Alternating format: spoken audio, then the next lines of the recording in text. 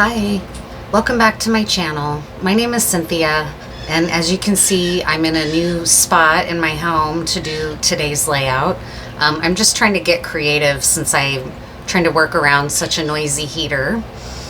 And I kind of was just planning to take the day off, but I got so inspired to do a reading because of this book that I ordered that just came in the mail. I'm going to show it off, and I'm going to have to ask them later. So I'll do that. But this, I know it's going to be showing up here in reverse. I just ordered this book through a connection I made on Blue Sky by tarot reader Lane Smith and activist, not to be neglected, activist Lane Smith. And I'm kind of fangirling, honestly, because if you've watched my channel for a while, you know that part of my history is really similar to theirs, in that reading tarot for me and any esoteric exploration, I really kept pretty low-key and secret from most of my community.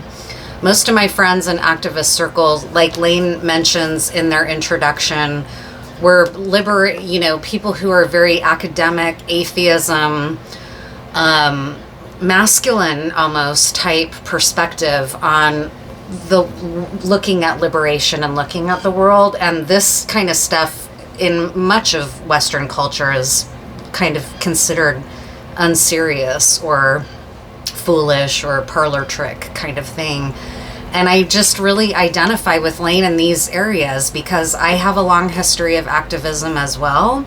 I'm also an anarchist or anarchist-minded like them. I'm making a little bit of a leap there. I don't know Lane personally, so but I feel an instant affinity because I have not met, in my journeying, I have not met other people like Lane. And so I'm so excited to keep reading because I just feel a kindred spirit in you, Lane. And thank you for writing this book.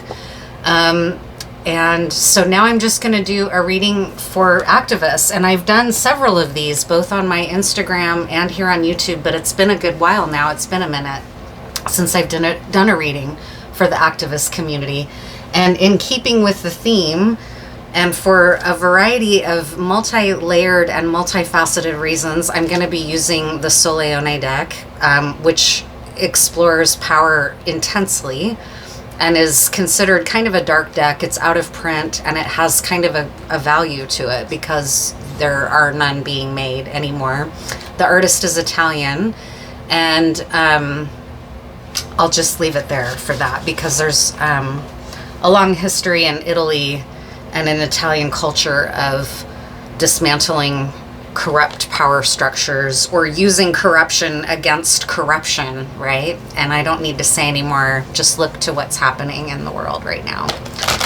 So what should we know as people who are working in organizing and activism circles, spiritual or atheist? And really this is for people on the left, I just gotta say, or for people who are uncertain. Libertarians are welcome here.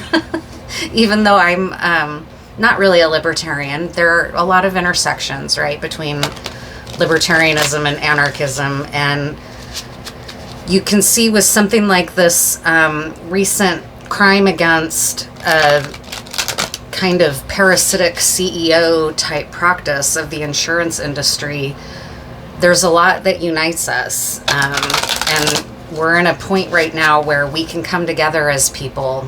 And so even if we may have, there's people that voted for Trump and AOC, right? People that want something authentic. And they're trying to find their way to getting there. And maybe they think Donald Trump is authentic. He's an authentic trickster. I can say that. That's the kindest thing I can say about him. He's authentically a trickster.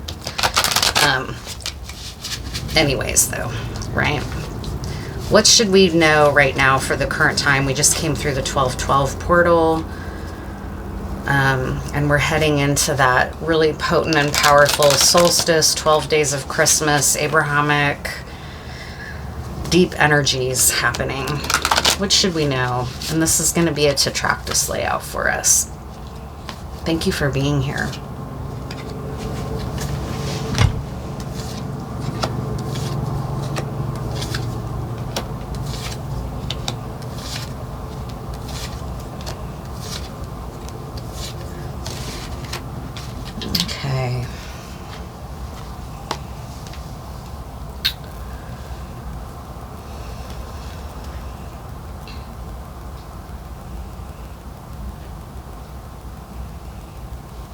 So in the structural foundation of our question, what do we need to know as people who are committed to beloved community, people who are committed to mutual aid, people who are committed to finding alternative ways of managing ourselves and our energies outside of governing structures, right? Government. So the cornerstone card is the Page of Cups. So we're approaching this question with a hopeful, open-hearted, young energy. It's young. That's important to be conscious of, that this is a vulnerable time where we might be easily guided down a path that is going to trap us or get into some kind of loops of communication that are a bit naive or that are like red herring. Is that phrasing? Distractions from the deeper truths, for example. Something like that is coming through about this cornerstone energy. But a page in the Soleone deck, which empowers the people and not the royal cards, the page here is in an empowered position. You can see that he doesn't feel vulnerable and naive. He understands the power of his position. A page is a powerful card, or position in the sort of world of the medieval court, right? A page has a lot of power, but people don't perceive a page as a powerful figure unless they're very wise, right? So, and understand the power that a page has. So we're in an empowered place, but we've also got to be wise to our power, I guess. Let me see here, because I got really focused on the structure and I didn't look at the rest of the layout here. Sorry, my kitty's right here under the blanket. I keep startling him. So we have one major arcana and one ace card. We have the Ace of Cups and the Star. So this is a lovely, hopeful, heart-centered, following guidance that's heart-based and that uses logic. You know, we don't want to lose sight of our logic. The Queen of Swords here on the bottom of the deck is an empowered queen. She's just overthrown the current structure. She's a peasant who's just overthrown the current structure, and she's now got the sword and she's carrying it forward. This is an empowered position to be in, and she's an empowered person to be carrying the sword, the Queen of Swords. She's very discerning, very wise. It's a great energy to balance out this Page of Cups a little bit with some discernment and feminine energy, right? And then we also have the Nine of Pentacles. So we're in a position of feeling our own independence regardless of what is happening in the federal government. So what I'm picking up, because I'm speaking from Turtle Island, from North America, from the United States, what I'm picking up is that this community that's catching this reading are people that are not so much in distress about the Democratic Party having lost. These are people who don't necessarily see the Democratic Party as something that would have saved us. So I'm not trying to knock other ways of thinking about it, but this, I can tell from the way that this card is coming through, that this population of people who are activists that are going to be catching this reading feels strong. They don't feel terrorized or afraid. They feel strong because of the community they've already been building. These are probably experienced activists, maybe, that are catching this, or experienced in your faith community that is doing liberation theology type activism, right? This is something that is showing me that in spite of what has felt to millions or thousands or hundreds of thousands or whatever, like a really traumatizing loss in the recent US election, a lot of liberation activists are just recognizing the opportunity to keep going. And they've already maybe made their peace with the failing government structure long ago, okay? With this Nine of Pentacles energy. And then the facts are the Ace of Cups. So this group of us is in our heart. We know where we're going. We know our philosophy. We know what we're doing.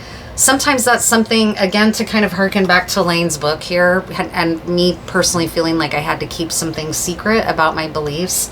I had to find my teachers, the teachers who, because I'm Western academic trained, I had to find relational cultural feminists. I had to find the deeper meanings around like the Poor People's Campaign and groups of liberation theologists that aren't afraid to engage spirituality, but are very liberated and unafraid of liberation that is spoken by Assata Shakur or the Black Panther Party, right? So this is this energy. This is the energy that's already achieved the wisdom through the transcendence of anger back into love, and also that there is a place for anger. This is really beautiful. A lot of this is just kind of pouring through right now. Our vulnerability, the card that's in the vulnerability position is the Star. So we are going to be vulnerable at times to losing hope, especially maybe as the administration changes, or as we see the surge towards fascism that we've already been woke to, many of us, or awoken to. There's a debate about whether I can use the word woke, but I kind of claim it back from the trash talking of it, I guess, is what I'll say around that. But there might be times where even when we and our souls are connected to something greater, when we see power abuses being carried out, we're human. There's going to be times where we're having trouble keeping hope alive. It's in a vulnerability position. And at the very center of things is the Three of Wands. What are we going to be creating? This is that gathering point, the gathering table, the round table, which that's a very Western image, but the whole design of that was to be more like equitable in terms of discussing and counseling on strategy. This Three of Wands, you can see him. He's taking off. He's got the opportunity. It's right as in motion, right? It's the birth or the impetus, I guess, at the center of things, of this whole layout, is that energy. And then our strengths are the Five of Wands. We know how to play this game. We know how to fight this fight. We've learned from the people who've gone before us, and we know the strategies that work to build community. People like Fred Hampton, people like Assata Shakur, right? People who weren't afraid to work from the heart, and people who understand that it is by building through the heart that we can fight these kinds of fights, right? For justice. This is our strength, is that we know how to fight. We know how to battle. This isn't our first rodeo. Let's see here. The devil on our shoulder at times might be wanting us to stay in the page energy that we're in right now, in the Page of Cups, and fear advancing out of a page status, perhaps. That might be, so sometimes the devil on our shoulder may want us to, I don't know about play small, because a Page of Swords is a very personally representative card for me, just for what it's worth. It's the very first card I pulled from a tarot deck to represent myself ever. And so I have an affinity with this card ever since. And so, but in the devil position, it just strikes me as maybe being a little too cocky as a page, and recognizing your power before you have the privilege of position to exercise it fully. It might be something like that. The devil on our shoulder is getting us a little cocky at times. And the angel on our shoulder is reminding us to take opportunities and don't hang back and be too cocky. We need to take opportunities and to be creative and create newness. We don't need to be too cynical. That page expression is a little cynical, right? He's got kind of a cynical look on his face. It's smart, but it's a little cynical. Our angel on our shoulder wants us not to forget the hopeful opportunities and the power of fire and creation and sun, and don't get lost just in the power of the mind and the air element. Where things are headed is the Knight of Pentacles. That's not a surprise to any of us as activists. This is a card that tells us we're going to be in for it for a while. We're going to be on this ride for a while, and slow and steady is going to get us there. Not racing forward without a plan, not being grounded in our root center, right? Connected to the earth. Thanking the earth for keeping us alive and providing us our abundance, right? That's what's going to get us to the victory, not racing forward, not unorganized, right? But disciplined and grounded, disciplined and grounded. So now I'm just going to pull a couple more cards here to close it out. This is from my deck, the Thimbleberry deck. Any other words for this Knight of Pentacles direction the energy is headed right now for the long haul? We have the tools. We know what we're doing. What else? There's going to be times that it's hard to keep our eye on the star. The star, we can be thinking about the stars in the heavens right now. That's a part of the spiritual heavenly bodies right now, the Bethlehem star. This involves an ancestral pattern. Look to your lineage or bloodline. So this card clarified the Knight of Pentacles. So we can look to how did people recognize, you know, what comes to mind right now, and this phrase or this quote from Dr. King has come through before. I feel like mix up two of the words, but the arc towards freedom is long, but it bends towards justice, or I know I'm mixing it up, and I'm sorry, Dr. King and Dr. King's memory, but what it reminds me of is that we might not live to see some of the gains that we're fighting for right now, but that's not the only point, is not our own gratification, but our future generations, the next 7 generations, right? As the 13 grandmothers say, and Indigenous elders teach us. So we need to look to our lineages and our bloodlines to find our ways and our work going forward. We don't have to reinvent the wheel. We're not the first group of humans on the planet that have faced oppressive governing bodies, right? We're not by any means. What else about the Knight of Pentacles for clarification? Mother and child, very interesting. So that speaks right to lineage and bloodline again. And perhaps healing mother wounds. There's been, you know, a lot of discussion around the winds of fascism and the far right being connected directly to toxic masculinity. And so the mother and child energy could be discussed here. Like, are we going to get serious about healing those wounds? Especially, this is for men on the left. If you're not doing that work yet, please stop thinking that you don't have to. Your affiliation with us as feminists and your welcomeness into our circles and our lives doesn't give you a pass not to do your own work. This is, I mean, I ended a relationship over some of this stuff because the person that I loved and cared about shared my beliefs, but I needed to see more Knight of Pentacles feet on the ground work. Personally, that's what I realized I needed in a partner. And that person, for whatever reason, that's not their way. They do their work in another way. And I recognized I need more. I need, or not more, but I need different. I need something different. I need to be marching alongside someone who's doing the work alongside me. I need, and for me as a cis straight woman, that's a masculine that is willing to read the will to change, willing to go be security at a clinic, willing to show up in the streets when something like Brett Kavanaugh is being, you know, the stuff like that. Where are cis white men for us? I'm not talking about are yelling at us about labor being the biggest concern and nothing else matters, okay? Can you humble yourselves? I'm sorry, I'm on a little bit of a soapbox, but it's stuff like that. What work are you going to do to open up to your own wounds around mothering and about femininity and about women's leadership and your terrors around trans identity and non-binary identity? You men, I'm sorry, and white women to some degree, right, need to be doing that work. You don't get a out of jail free card because you're on the left. You still have to do the work. You still have to do the work. You still have to do that work. Straight up. And now I'm going to pull one more card. This is from the Endgame. This is a therapist tool. I'm a therapist, so I like bringing these cards into card readings because they're cards just like any other card. What kinds of questions will be helpful for us to ask going towards the Knight of Pentacles?